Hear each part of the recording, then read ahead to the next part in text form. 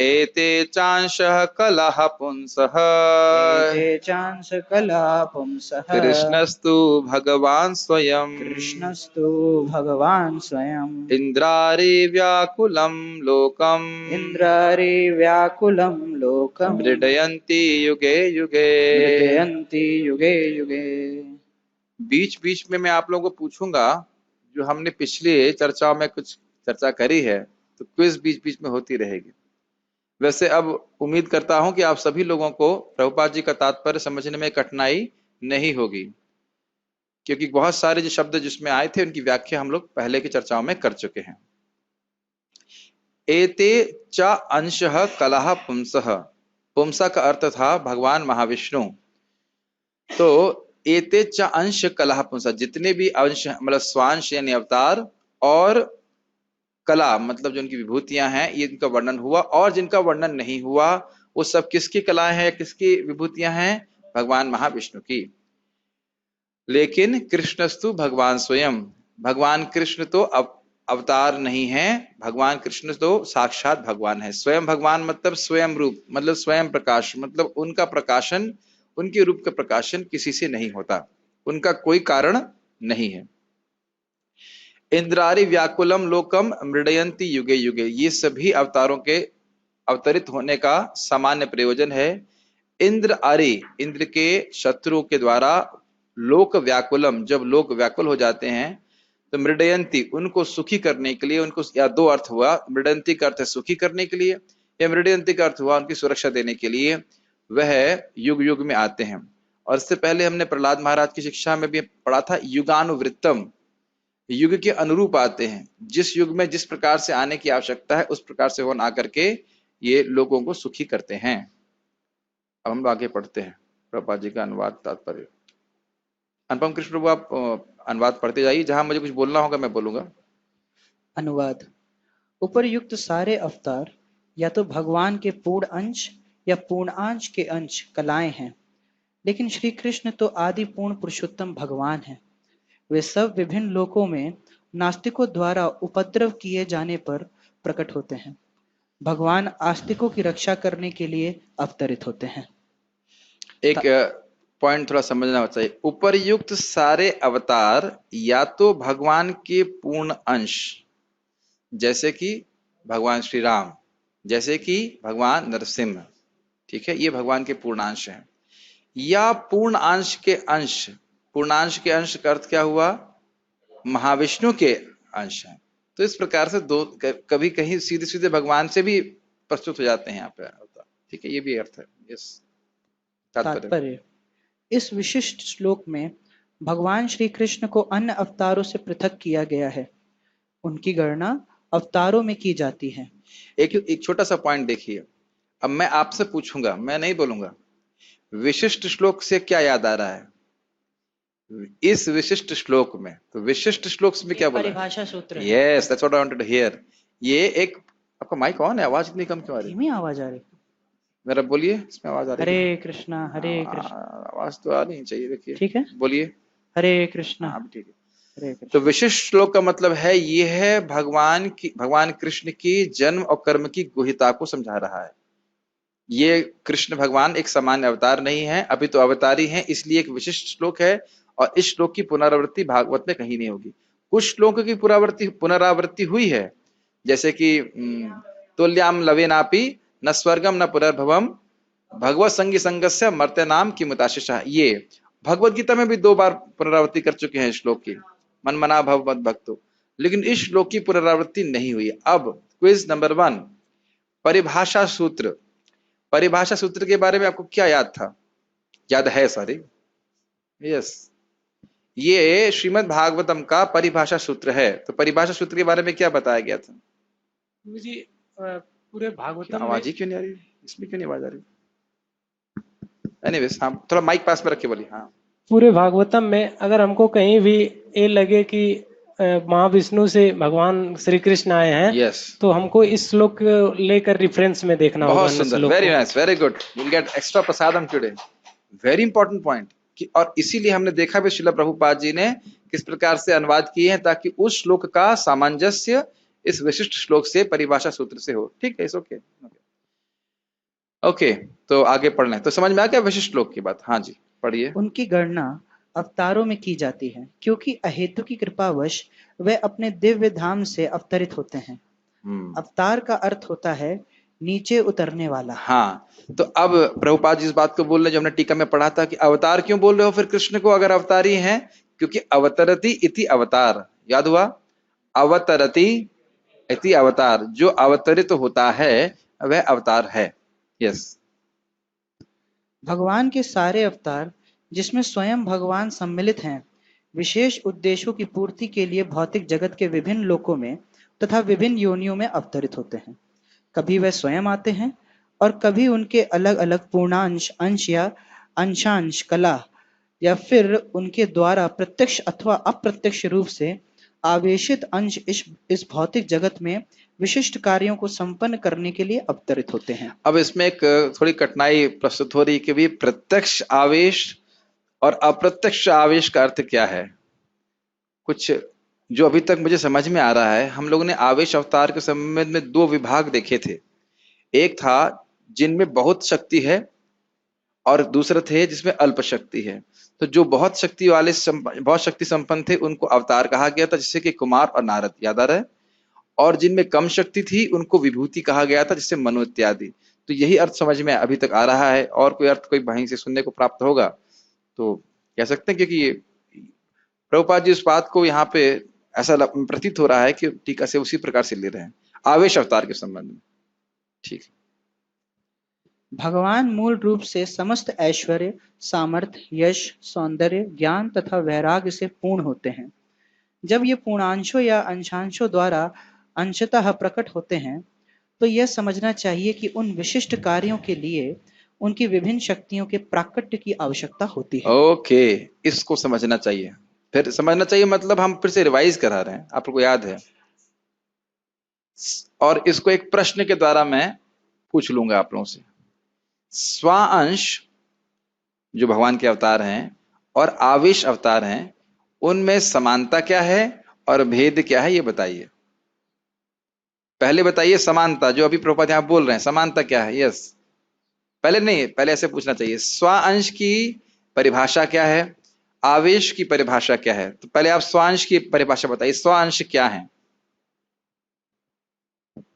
स्वांश मतलब हाँ हाँ, यस। स्वांश मतलब भगवान का जैसे पूर्ण शक्ति है, पूर्ण शक्तिमान है। हाँ, भगवान ही है वो, भगवान ही है। पहली बात समझ लेना चाहिए कि भगवान में वही विष्णु तत्व है, वही अपने को विस्तारित करे, अलग व्यक्ति नहीं। पहले तो समझ लेना चाहिए, वो स्वांश भगवान ही है। यस। विशेष समय विशेष कार्य के लिए जितना जरूरी है इतना शक्ति उपयोग करते हैं। हाँ, तो विशेष कार्य करने के लिए जितना उसका प्रयोजन होता है वह उसको प्रस्तुत करते हैं। इसका अर्थ क्या? यह नहीं है कि उनके पास शक्ति नहीं है। अब ये नहीं कह सकते कि नरसिंह देव जी को बांसुरी बजाना नहीं आता, लेकिन अब जब हिरण्यकश्यप के सामने बांसुरी नहीं बजाने की जरूरत है, वहां तो अब थोड़ा चीर फाड़ करने की आवश्यकता है। ठीक है। सत्यावेश अवतार जो है एक जीव को विशिष्ट कार्य के लिए कुछ एक विशिष्ट शक्ति दिया जाता है। हाँ, आवेश अवतार में एक जीवात्मा को, जो महान जीवात्मा है, यानी कि इससे इस प्रश्न का उत्तर हुआ कि जब क्या कोई शक्ति आवेश अवतार बन सकता है? हाँ, अगर वो भक्ति करता है, अपने को योग्य बनाता है, तो भगवान उसको शक्ति दे दें इस प्रकार से। तो ये भी है कि कुछ शक्ति आवेश अवतार नित्य है और कुछ लोग योग्य बन करके भगवान की शक्ति को प्राप्त कर सकते हैं। हम बात कर रहे थे शक्ति आवेश अवतार। हाँ, तो शक्ति आवेश अवतार की क्या बात बता रहे थे आप? उनके पास पूर्ण शक्ति है नहीं, लेकिन यथा प्रयोजन कौन देता है? भगवान देता है। ये अंतर समझ में आ गया? यही बात। तो प्रभुपाद दोनों चीजों को ले रहे हैं यहाँ पे, कि चाहे आवेश अवतार हो चाहे स्व अंश हो, वो यथा योग प्रयोजन शक्ति को प्रस्तुत करते हैं। स्पष्ट है? उसको प्रभुपाद जी उदाहरण से समझा रहे हैं। कौन पढ़ रहा था? अनुपम कृष्ण प्रभु। यस। जब कमरे में बिजली के छोटे छोटे लट जलते हैं तो लट बोला है, लट मतलब लट्टू बल्ब। हाँ, लट नहीं जलते, क्योंकि बिजली से लट्ठे कैसे जलेंगे? हाँ, लट मतलब जो है बल्ब जलते हैं। हाँ जी। तो इसका अर्थ यह नहीं होता कि बिजली घर केवल इन्हीं लट्टुओं तथा तक सीमित है। उसी बिजली घर से भारी क्षमता वाले बड़े बड़े औद्योगिक डायनेमो चलाए जा सकते हैं। इसी प्रकार भगवान के अवतार ये आप यहाँ देख रहे हैं कि नहीं? हम लोग यहाँ बैठे हैं तो हम लोग कुछ 10-15 वॉट की ट्यूबलाइट जला रहे हैं, और ये कहाँ से जल रही है? पावर हाउस से। और आप 50 कितने भी स्पीड 50 फीट 100 फीट चले जाइए, एक बड़ी मशीन चल रही है, वो कम से कम 10 HP की है, और वह कैसे चल रही है? तो ये सब पावर हाउस के पास शक्ति तो अद्भुत है, लेकिन यथा योग्य प्रयोजन उसको वह वहां पे उसका प्रस्तुत किया जा रहा है। ठीक है, बहुत सुंदर उत्तर। प्रभुपाद जी की ब्यूटी ये है, मतलब तात्पर्य कि सामान्य व्यक्ति को इतना गहरा सिद्धांत समझा सकते हैं, और बाकी समझ में ना आए। देखिए, सामान्य व्यक्ति मतलब जो विदेश का व्यक्ति है, उसके लिए ये समझना कि भगवान कहाँ कहाँ अवतरित होते शायद मुश्किल होगा, लेकिन ये बिजली घर वाला उदाहरण समझना बड़ा आसान होगा। यही प्रभुपाद जी कहते थे कि अनुवाद करना कुछ कठिन नहीं मेरे लिए कठिन यह है कि मैं सोचूं कि तुम्हें समझ में कैसे आएगा। ये बहुत इंपॉर्टेंट बात है। और चाहे भले वो कोई इतना टीका ना समझे, लेकिन तात्पर्य पढ़ करके ये समझ में आता है कृष्ण तो भगवान स्वयं। ये चीज बहुत अद्भुत है श्रील प्रभुपाद जी। यस, हाँ। इसी प्रकार भगवान के अवतार सीमित शक्ति का ही प्रदर्शन करते हैं, क्योंकि उस समय उतनी ही शक्ति की आवश्यकता होती है। एक और उदाहरण से आप समझ सकते हैं, जैसे एमए का टीचर नर्सरी के बच्चों को पढ़ाता है, ए बी सी डी, तो क्या आप ये कहेंगे अरे ये कैसे पढ़ा सकता है, इसको तो खाली ABCD ये आता है? क्या ये ऐसा है? नहीं। अगर उसी एमए के टीचर को आप 8वीं पढ़ाने के लिए बोलेंगे तो वो और उच्चतर इंग्लिश पढ़ा सकता है। उसको ही बोल देंगे 12वीं पढ़ाने के लिए तो और अधिक पढ़ा सकता है कि नहीं पढ़ा सकता है कि नहीं? तो लेकिन यथा योग्य प्रयोजन, अब वहां शेक्सपियर पढ़ाने लग जाए नर्सरी में तो बच्चे क्या समझेंगे? इसीलिए एक बात और याद रखना चाहिए, कभी कभी लोग आरोप करते हैं अरे तुम्हारे भगवान तो सब मतलब इंडिया में पैदा होते हैं। क्या आपने सुना इस तरह का आर्गुमेंट? और इसका कहने का अंत है, इसके पीछे प्रयोजन पता है क्या है? प्रयोजन ये है, हाँ, कि तुम लोग जो है अपने यहाँ जो लोग पैदा हुए उनको भगवान बना देते हो, लेकिन ऐसा नहीं है। भगवान, प्रभुपाद यहाँ पे बता रहे हैं, भगवान अपने दूतों को भेजते हैं जगह जगह, और जितना वो समझ सकते हैं वहां के लोग उसको उस प्रकार से धर्मोपदेश देते हैं। ठीक है, यस।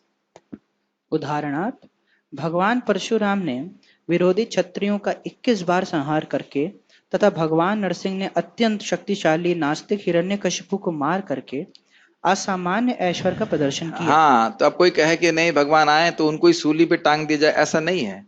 भगवान आकर सूली पे नहीं टंगते हैं, भगवान ठंडा कर देते हैं जब राजा लोग गड़बड़ करते हैं। तो भगवान दिखा रहे हैं कि ऐसा नहीं है कि मेरे पास शक्ति नहीं है लोगों को दलित करने के लिए, दबाने के लिए। दलित का मतलब दलित मतलब कोई दबाने के लिए, जो गलत कार्य कर रहा है उसको दबाने के लिए शक्ति नहीं, ऐसा नहीं है। और जब भगवान यहाँ पे थे भगवान कृष्ण जब आए यहाँ पे तो उन्हें भी कोई हरा नहीं सका। आप कहेंगे नहीं जरासंध ने हरा दिया, अरे जरासंध ने हरा नहीं दिया, वो आप जानते हैं लीला, वो तो अपने से ही मतलब छोड़ दिए उसको, हाँ, ब्राह्मणों का मान रखने के लिए। लेकिन उसके लिए भगवान पूजे जाते हैं रणछोड़ राय के रूप में, तो वह तो उनकी इच्छा से है। आप खुद सोचना चाहिए ना कि कृष्ण बलराम जी जरासंध जी नहीं, मतलब जरासंध जी आ रहा है। जरासंध जो है वह 23 अक्षौहिणी सेना लेके आता था। महाभारत में कितनी अक्षौहिणी थी? 18 टोटल मिला के, और वो अकेला ही 23 अक्षौहिणी लेके आता था, और 17 बार भगवान कृष्ण और बलराम अकेले ही मार देते थे और किसी की आवश्यकता नहीं थी। तो ऐसा व्यक्ति हारेगा उनसे? अकेले ही मार दे रहे हैं और किसी यदुकुल को आने की जरूरत नहीं थी, इतने शक्तिशाली भगवान। तो ये है, लेकिन ये तो भगवान की लीला के लिए एक बार वो छोड़ दी। यस। हिरण्यकशिपु, और ये हमने पढ़ा था ना हिरण्यकशिपु के बारे में। क्या याद आ रहा है आपको हिरण्यकशिपु के बारे में और नरसिंहदेव के बारे में? इस अध्याय में हमने क्या पढ़ा था फाड़ने के संबंध में? जैसे एक घास को फाड़ देता है वो कारपेंटर फाड़ देता है घास को, कोई कठिनाई नहीं होती है एरेका घास को। उस प्रकार से हिरण्यकशिपु जो ऊर्जित दैत्येंद्र था, बहुत ऊर्जावान दैत्येंद्र था, इंद्र, उसको उसके हृदय को उसके छाती को फाड़ दिया, जिसको वज्र भी फाड़ नहीं सकता था। तो भगवान की जो नख हैं, करज याद आ रहा है? करज, हाथ से उत्पन्न होने वाले नाखूनों से भगवान ने फाड़ दिया, इतने शक्तिशाली हैं। यस। हिरण्यकशिपु इतना शक्तिशाली था कि उसके भौहें टेढ़ी करने से ही कांपने लगते थे। देवता हाँ। कांपने लगते थे। उच्च लोगों के देवता आयु, सौंदर्य, संपत्ति, साज सामग्री तथा अन्य मामलों में पता नहीं क्या है ये, कुछ सुनाई नहीं दे रहा है। ठीक है, गेन बढ़ाना पड़ेगा। मेरी आवाज तो स्पष्ट आ रही है। चलिए फिर मैं ही पढ़ लेता हूँ, मैं पढ़ लेता हूँ, कोई बात नहीं। कहाँ थे हम लोग? नहीं, अभी अभी हरे सेटिंग कृष्ण। करेंगे तो गड़बड़ हो जाएगा। कहाँ था? यहाँ के धनी से धनी मनुष्यों से बढ़ चढ़कर होते हैं। फिर से लाइन पढ़ते हैं। उच्च लोगों के देवता आयु, सौंदर्य, संपत्ति, साज सामग्री तथा अन्य मामलों में यहाँ के धनी से धनी मनुष्यों से बढ़ चढ़कर होते हैं, तो भी वे सब हिरण्यकशिपु से भयभीत थे। इस प्रकार हम कल्पना कर सकते हैं कि इस भौतिक जगत में हिरण्यकशिपु कितना शक्तिशाली था। कल्पना भी नहीं, वास्तविक रूप से हम कल्पना भी नहीं कर सकते, कल्पना नहीं कर सकते। पूरा उसने शासन चेंज कर दिया और कोई ऑब्जेक्शन करने वाला नहीं था। यहां तक कि ब्रह्मा जी तक ऑब्जेक्शन नहीं कर पा रहे थे, कोई ऑब्जेक्शन नहीं कर रहा था। अद्भुत है। इसीलिए इतनी अद्भुत घटनाएं हैं कि लोग उसको कपोल कल्पना कहते हैं, कल्पना नहीं है। ठीक है, किंतु भगवान नरसिंह ने अपने नाखूनों से इस हिरण्यकशिपु के भी खंड खंड कर दिए। ये सब सुनने से क्या आवश्यकता है? कुछ भी कठिनाई हमारे जीवन की है, भगवान उसको सॉल्व कर सकते हैं। भगवान के लिए कोई बहुत बड़ी कठिनाई नहीं है। ठीक है, इसका अर्थ यह हुआ कि भौतिक दृष्टि से कोई चाहे कितना ही बलशाली क्यों ना हो, वह भगवान के नाखूनों की शक्ति का सामना नहीं कर सकता। कितना सुंदर प्रभुपाद बोल रहे हैं, नाखूनों की शक्ति। देखिए प्रैक्टिकल आप देख लीजिए, कहीं दूर जाने की जरूरत नहीं है। इतना इंडस्ट्री लोग फैला रहे थे, पोल्यूशन फैला रहे थे, भगवान ने केवल एक वायरस भेज दिया, सारी इंडस्ट्री बंद हो गई। एक वायरस, और भगवान ज्यादा कुछ कर दें तो फिर क्या होगा? हाँ, भगवान कुछ भी कर सकते हैं। अरे और वस्तुतः ये भी नहीं कहा जा सकता कि भगवान कर रहे हैं सीधे, मतलब उनको इन्वॉल्व होने की जरूरत नहीं है। प्रकृति ही उड़ाने के लिए सफिशिएंट है, पर्याप्त है। इस पे मेरे महाराज जी बोल रहे थे एक बार कि देखो, अमेरिका ने इराक के खिलाफ युद्ध शुरू कर दिया था। जब वो जो अटैक हुआ था ना, बिल्डिंग तोड़ दी थी, 5,000 लोग मरे थे। ठीक है, मार दिया लोगों को। और अमेरिका में ही वो जो सुनामी क्या ना, वो जो हरिकेन आते हैं, एल नीनो कहा जाता है उसको, उससे हजारों हजारों लोग मर जाते हैं। क्या करोगे तुम? या भूकंप आता है, कुछ नहीं कर पाते। तो प्रकृति के सामने ही हम लोग असहाय हैं। असहाय नहीं, क्या कहेंगे उसको, असहाय हैं, सॉरी, असहाय हैं। और भगवान की तो फिर क्या कहना है। क्या इस पे एक बार और बात आई थी कि एक बार स्पेस शटल भेजा गया। ये उसका उद्देश्य था कि वो मून पे जाएगा, यहाँ जाएगा, वहां जाएगा, और ये हम प्रमाणित करेंगे कोई भगवान भगवान नहीं है, ऐसा करके। लेकिन वो उसमें जब गड़बड़ी आने लगी और लोगों के मरने की नौबत आ गई, तो साइंटिस्ट सारे प्रे करने लगे, हे भगवान हमारे रॉकेट को बचा लीजिए, हमारे रॉकेट को बचा लीजिए। बचकानी बात है, बिल्कुल बचकानी बात। ठीक है, इसी प्रकार जामदग्नि ने समस्त अवज्ञाकारी राजाओं को उनके राज्यों में जाकर मारने की दैवी शक्ति दिखलाई। ये थोड़ा सा ध्यान दिया आपने? कभी कभी सुनते हैं, देखो वो व्यक्ति कितना मतलब मतलब पौरुष वाला है, वो उस गांव में जाकर उस व्यक्ति के घर में घुस के मारा उसने। ऐसे बोलते हैं कि एक वक्त थे, इस पर से अपना शौर्य बता रहे थे, मैं उस व्यक्ति के यहाँ गया, उसके कॉलर उसके घर में जाके पकड़ लिया, ऐसे अपना थोड़ा सा शौर्य दिखाते हैं। लेकिन यहाँ पे हम देखते हैं कि अकेले ही परशुराम, आपको याद है नवम स्कंद में अकेले परशुराम जी थे और पूरी सेना उधर थी, पूरी सेना ध्वस्त कर दी और कार्तवीर अर्जुन को मार दिया। ये अद्भुत भगवान का आश्चर्य। भगवान के शक्त्यावेश अवतार नारद तथा पूर्णांश अवतार वराह तथा अप्रत्यक्ष आवेश अवतार भगवान बुद्ध ने जन समूह में श्रद्धा उत्पन्न करी। अब ये स्पष्ट समझ में आ गया। हमने वहां पढ़ा था, जो पूर्ण शक्ति को प्रस्तुत करते हैं वह अवतार कहे जाते हैं आवेश में, और जो कम करते हैं उनको विभूति कहते हैं। तो उसी आधार पर प्रभुपाद जी बात को बोल रहे हैं। अप्रत्यक्ष शक्ति मतलब थोड़ा कम शक्ति प्रस्तुत है, और बहुत अधिक शक्ति मतलब अवतार कहे जाएंगे। आवेश अवतार की बात कर रहे हैं, विभूति कहे जाएंगे।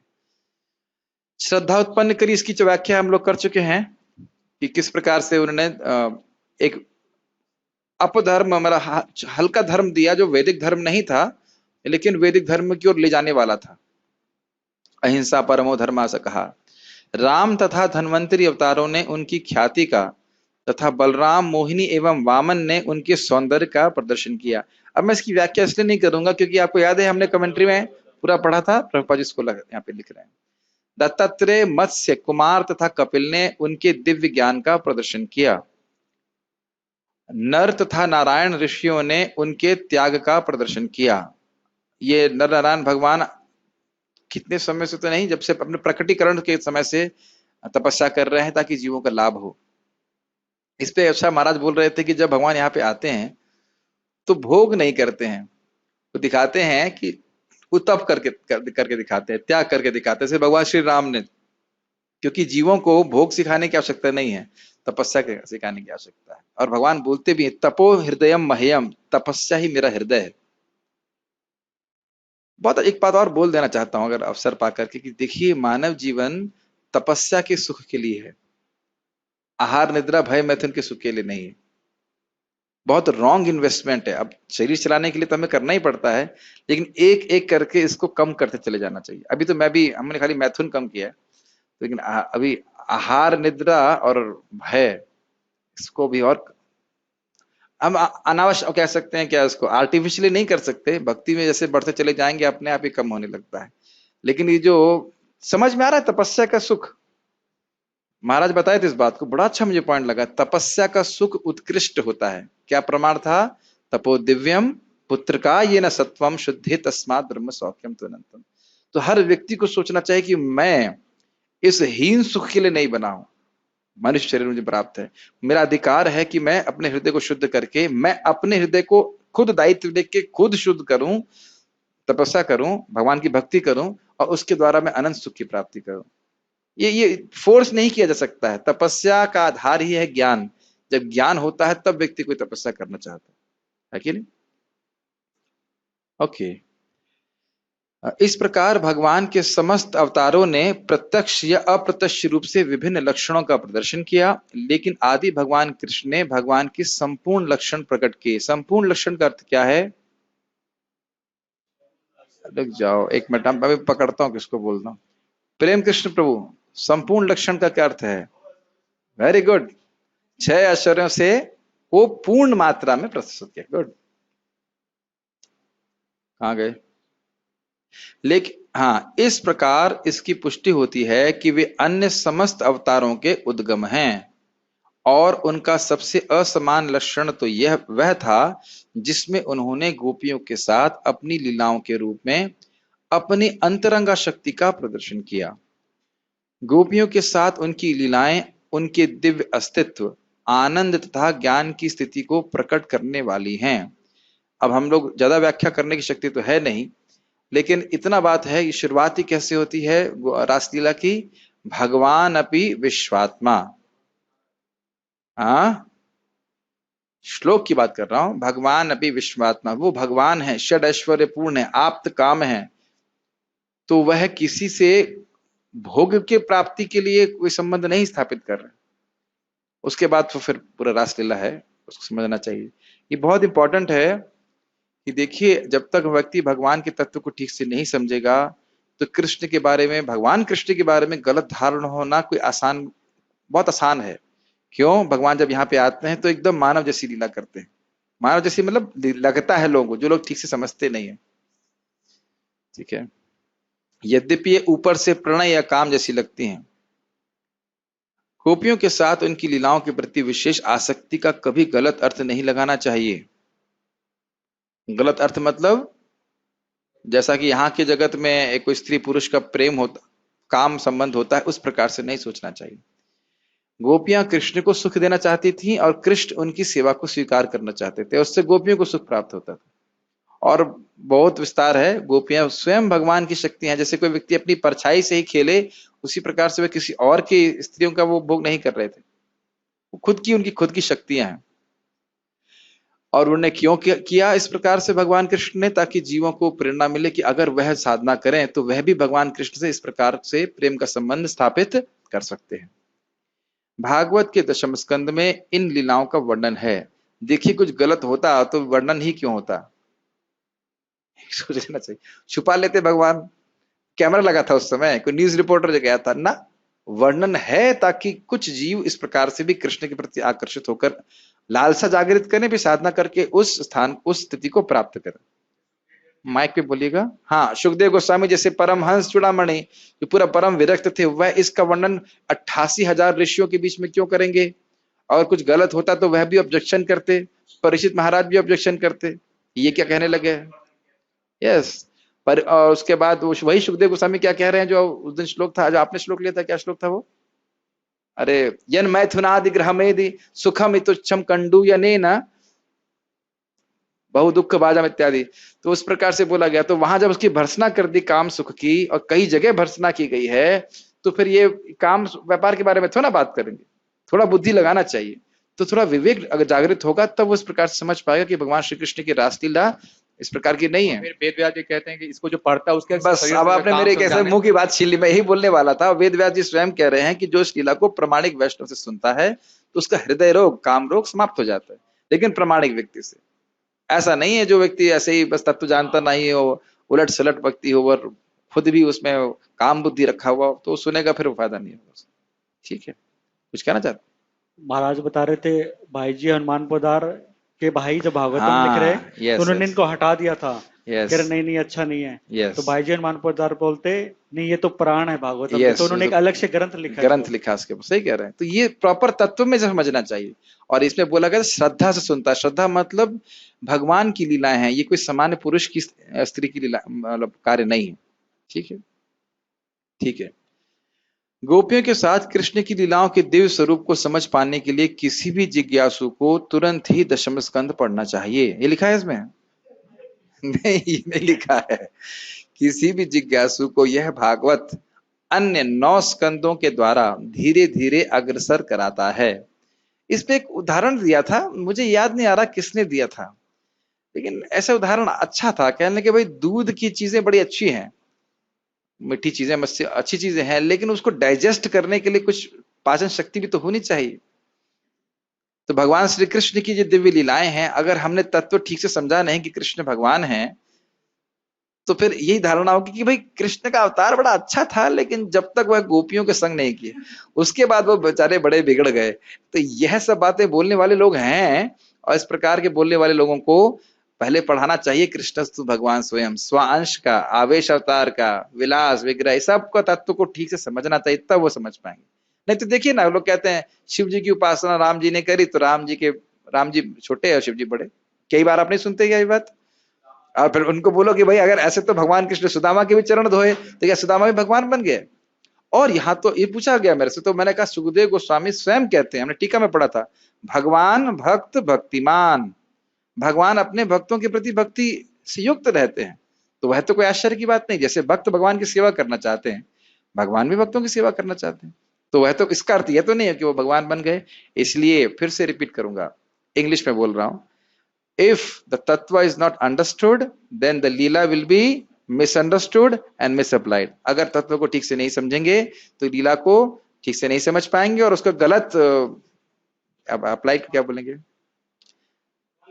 गलत मतलब निकाल सकते हैं। ठीक है, श्रील जीव गोस्वामी के कथनानुसार यह शास्त्र सम्मत है कि भगवान कृष्ण अन्य समस्त अवतारों के उद्गम है। ऐसा नहीं है कि भगवान कृष्ण के अवतार का कोई स्रोत है। परम सत्य की तो हम चर्चा कर चुके हैं, कृष्ण अवतारी हैं न कि अवतार। परम सत्य के सारे लक्षण भगवान श्री कृष्ण के व्यक्तित्व में पूर्ण रूप से निहित हैं। इससे पहले तो हम आगे बढ़े, इसको समझ लें।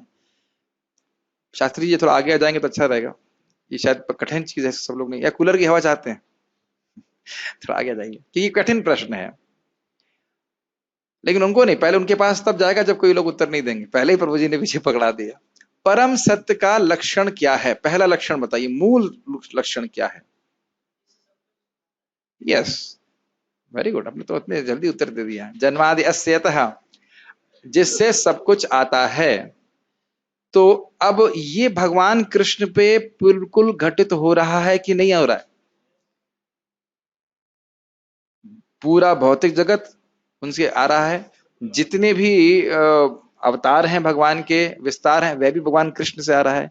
तो ये कहना कि परम सत्य के सारे लक्षण भगवान श्री कृष्ण के व्यक्तित्व में पूर्ण रूप से निहित है, ये समझ में आ रहा है स्पष्ट रूप से।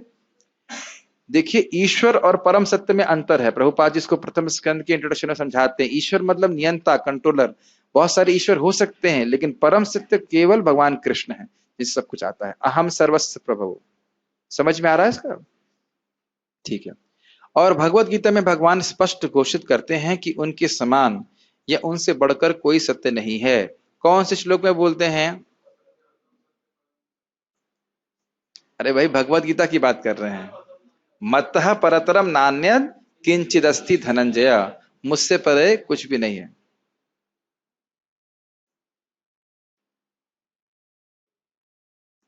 इसके महाराज ने बहुत सुंदर व्याख्या करी थी। मत्तः परतरम नान्यद किंचिदस्ति धनंजय मयि मयि सर्वम इदम प्रोतम सूत्रे मणिगणा इव।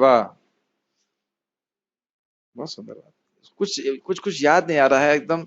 बोले थे कि अभी याद नहीं आ रहा। बहुत अच्छी इन्होंने व्याख्या करी थी कि जिस प्रकार से मणियां बंधी हुई हैं, लेकिन कि उसकी, हाँ वो कुछ जो मुझे स्मरण आ रहा है, मणियां आपस में बंधी हुई हैं, लेकिन उनको बांधने वाला सूत्र हमको दिखता नहीं है। लेकिन और भी कुछ कहा था, अभी मुझे स्मरण नहीं आ रहा। अभी वृंदावन चंद महाराज जी प्रवचन कर रहे थे प्रहलाद महाराज के उपदेश में। शास्त्री जी, आपको कुछ याद है सूत्र वाला बात? बहुत अच्छा बात बोले थे महाराज, अभी याद नहीं आ रहा है।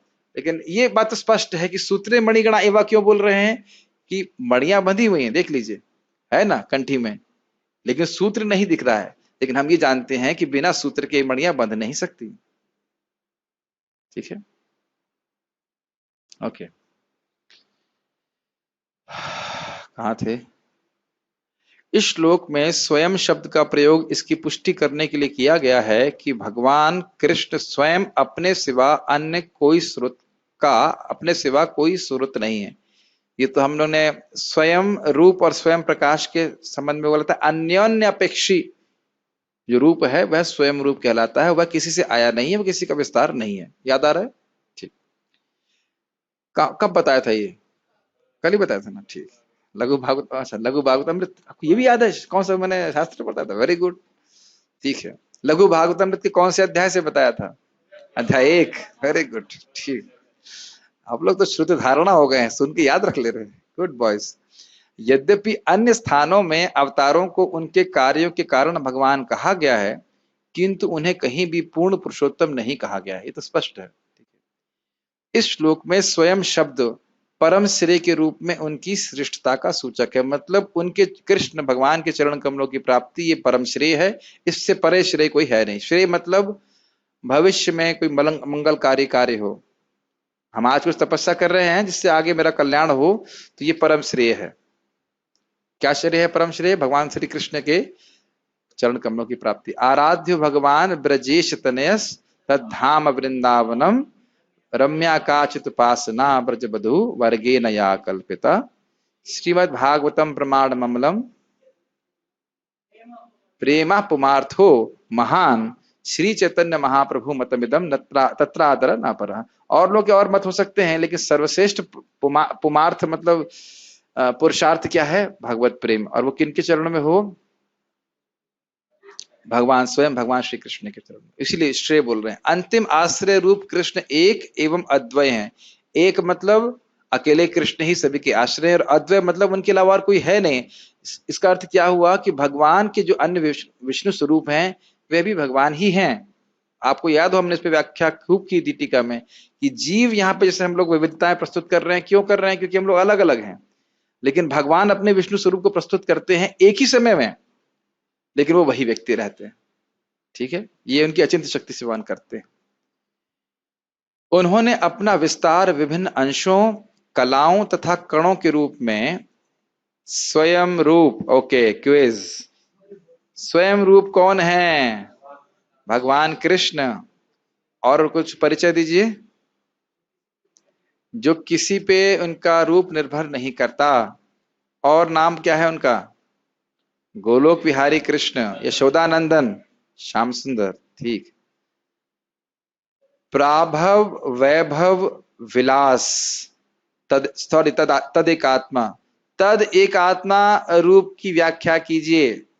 4 नंबर का प्रश्न है ये। नंबर तो नहीं दूंगा। तद एक आत्मा का अर्थ क्या था? मुझे देखिए, इसीलिए मैंने कल वो पूरा कवर कर लिया ताकि अब आज हमको समझाने में कठिनाई नहीं हो। तो भी कोई बात नहीं, कल पहली बार सुना है तो याद करने का प्रयास कीजिए। कल हमने 3 मुख्य रूप से विषय लिए थे, एक था स्वयं रूप, तदेकात्म और आवेश। तो अब आप बताइए तदेकात्म का अर्थ क्या है, कोई माइक पे बताइए। ओके, सुमधुर प्रभु बताएंगे, बोलिए बोलिए। यस, हाँ तदात्मक रूप से वो तो स्वयं भगवान का अभिन्न है, हाँ, लेकिन उनका कुछ रूप स्वभाव कुछ अलग रहता है। वेरी गुड, बहुत सुंदर। आज स्पेशल प्रसादम दिया जाए इनको। आकृति आदि भीर भेदेना, है वो भगवान ही, लेकिन आकृति में और भाव में अंतर हो जाता है। जैसे कि क्या उदाहरण दिया गया था, बलराम जी थे और अन्य भी विष्णु स्वरूप। अब आपको याद हो तो इसके भी दो भाग किए गए थे तदेकात्म के, और उसमें दो भाग थे। कौन से भाग थे? इंजीनियरिंग विभाग और केमिस्ट्री विभाग नहीं, क्या दो विभाग थे? यस, लिखा हुआ सामने, लिखा हुआ है। विलास और प्रकाश नहीं, विलास और स्वांश। प्रकाश अलग हो गए, प्रकाश अभी नहीं आ रहा, प्रकाश को अलग लीजिएगा। देखिए अभी हम पहले खाली बात कर रहे हैं। ये देखिए तदेकात्म में क्या होता है, आकृति में थोड़ा भेद होगा और भाव में थोड़ा भेद होगा। प्रकाश में आकृति में और भाव में कोई भेद नहीं होगा, तो उसको भी हम आगे चर्चा करेंगे, हम खाली रिवाइज करा रहे। तद एकात्मा एक पॉइंट हुआ, उसके दो पॉइंट लीजिए, विलास और स्वांश। और विलास और स्वांश में क्या भेद था? विलास में अधिक शक्ति प्रस्तुत कर रहे हैं, स्वांश में कुछ कम शक्ति प्रस्तुत कर रहे हैं। प्रस्तुत कर रहे हैं शब्द में बोल रहा हूं, शक्ति दोनों में बराबर है। प्रस्तुतिकरण की वजह से शक्ति की व्यक्ति के तारतम्यता के कारण इन अवतारों में तारतम्यता को स्थापित किया जा रहा है।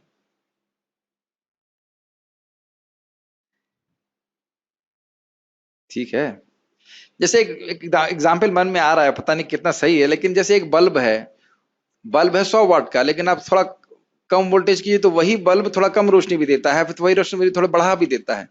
एक उदाहरण दे रहा हूं, तो उस बल्ब में 100 वाट तक शक्ति देने की शक्ति हो, रोशनी देने की शक्ति है, लेकिन आप कंट्रोल करेंगे तो थोड़ा कम ज्यादा हो सकता है। तो भगवान अपनी स्वेच्छा से ही किसी अपने विलास अवतारों में अधिक शक्ति प्रस्तुत कर रहे हैं, स्वांशों में कम कर रहे हैं।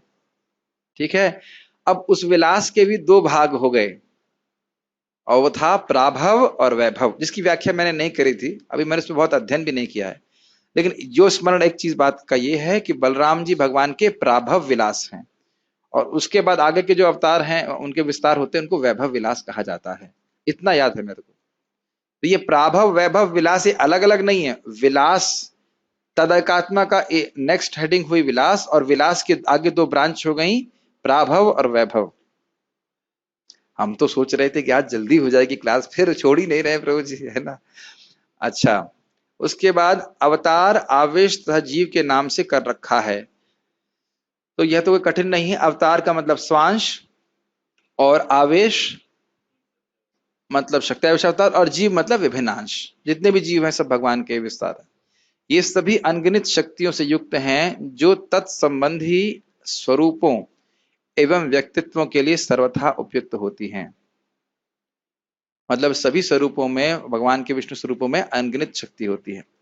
आध्यात्म विषय के पंडितों ने अंतिम आश्रय स्वरूप कृष्ण का अत्यंत सावधानी से अध्ययन करके उनके 64 मुख्य गुण बताए हैं। इसका अर्थ क्या है? भगवान के अनंत गुण हैं, लेकिन 64 मुख्य प्रधान गुण बताए गए। भगवान के सारे अंशों या श्रेणियों में इन गुणों का कुछ प्रतिशत ही पाया जाता है। ये तो आप लोग शायद जानते हैं, इसलिए मैं इसकी व्याख्या नहीं करूंगा। लेकिन श्री कृष्ण में ये गुण 100% पाए जाते हैं।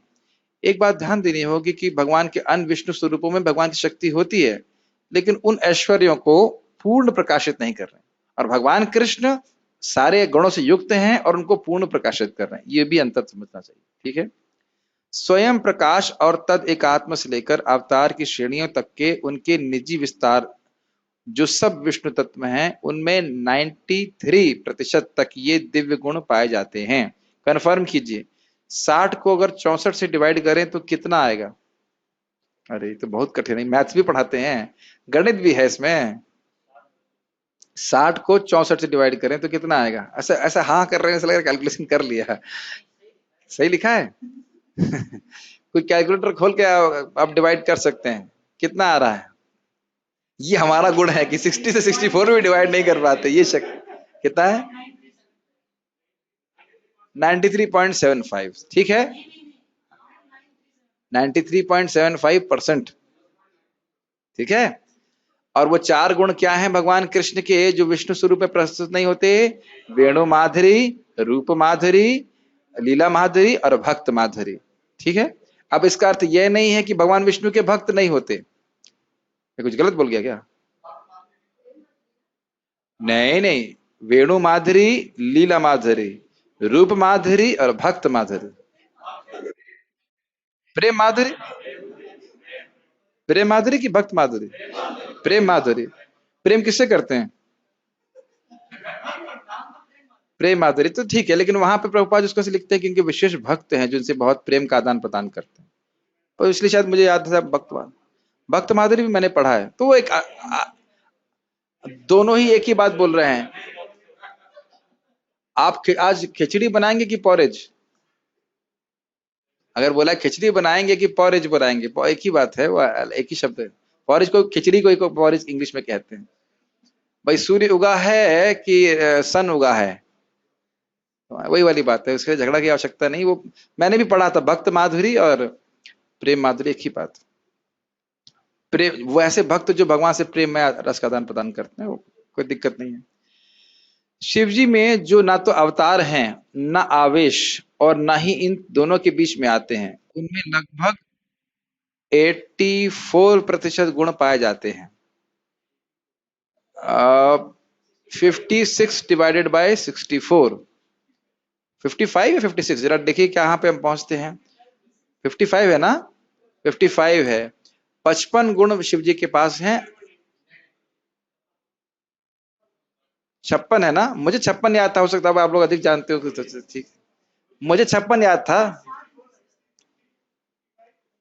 अब जो भी है 50, लेकिन गुणा करना नहीं चाहिए, 5 एक्स्ट्रा है तो ठीक है, 55 मान लेते हैं। आप अगर इसमें कोई नंबर में मिस्टेक होगी तो हम भक्ति सामय सिंधु से कंफर्म कर लेंगे। ठीक है। 55 गुण शिव जी के पास हैं, और वो कह रहे हैं ना तो अवतार है, मतलब वह स्वांश नहीं है, और आवेश भी नहीं। ऐसा नहीं कोई जीव है जिनमें शक्ति दी गई है, वो इन दोनों के बीच में आते हैं। और हमने कल जीव गोस्वामी जी की टीका से क्या पढ़ा? 2.79 आदि लीला में परपट में प्रभुपाद जी कहते हैं कि वह एक ऐसे दीपक हैं जो कज्जल से आवृत है। गीता में बता रहा था कल क्लास में, तो उसकी उनकी शक्ति उतनी प्रस्तुत नहीं होती है, यानी तमोगुण का संग करने के कारण, तमोगुण को उससे स्पर्श करने के कारण उतनी शक्ति प्रस्तुत नहीं होती। किंतु जीवन की विभिन्न अवस्थाओं वाले जीवों में ये गुण 78 लिखा है, 78% तक पाए जाते हैं। इस भौतिक जगत की बद्धावस्था में जीव में ये गुण बहुत थोड़ी मात्रा में पाए जाते हैं, और पवित्र जीवों में इनकी मात्रा भिन्न हो सकती है। एक बात ध्यान देना होगा कि भगवान के पास के ये गुण जो बोल रहे हैं 78, इसका अर्थ यह नहीं है कि वह भगवान की तरह असीमित मात्रा में प्रस्तुत कर सकता है, ऐसा नहीं है। मान लो दया का गुण लें, तो दया का गुण आएगा तो अब ये नहीं कि अनंत दया प्रस्तुत कर सकता है। अगर बल करें तो ऐसा नहीं कि वो भगवान की तरह अनंत बल दे सकता है, उसका भी कुछ अंश बल का गुण है, लेकिन अंश मात्र में ही प्रस्तुत कर सकता है। समझ में आ रहा है बात? इस भौतिक जगत की बद्धावस्था में, हाँ पढ़ लिया था, और पवित्र जीवों में इनकी मात्रा भिन्न हो सकती है क्योंकि और अधिक शुद्धिकरण हो गया है। जीवों में सर्वाधिक पूर्ण जीव ब्रह्मा हैं, जो एक ब्रह्मांड के अधिष्ठाता हैं, एक ब्रह्मांड के हैं। ठीक है, सारे ब्रह्मांडों के नहीं। उनमें 78% तक ये गुण पूर्ण मात्रा में पाए जाते हैं। एक प्रश्न आ सकता है कि भाई ये गुण आएंगे कैसे हमारे अंदर? इसको उत्तर नहीं बताएंगे। अन्य देवताओं में इन गुणों की मात्रा कम होती जाती है, और मनुष्यों में तो अत्यल्प मात्रा पाई जाती है। समझ रहे हैं? एक बड़ा बल्ब, छोटा बल्ब, उसका छोटा बल्ब, छोटा बल्ब, ऐसे करके हम लोग 0 वाट के बल्ब ठीक है। मनुष्य जीवन की पूर्णता का मानदंड यह है कि वह इन गुणों को 78% तक पूर्ण मात्रा में बढ़ाए। पूर्ण मात्रा में मतलब जितना जीव पूर्ण हो सकता है, भगवान के बराबर नहीं कर सकते। जीव में कभी भी शिव, विष्णु या भगवान कृष्ण के गुण नहीं आ सकते। क्या अर्थ है? पूर्ण मात्रा में नहीं आ सकते, और कुछ गुण है जो कभी नहीं आ सकते। अब सर्वव्यापी होने का गुण नहीं आ सकता कभी, जीव कभी सर्वव्यापी नहीं हो सकता है। समझ रहे हैं?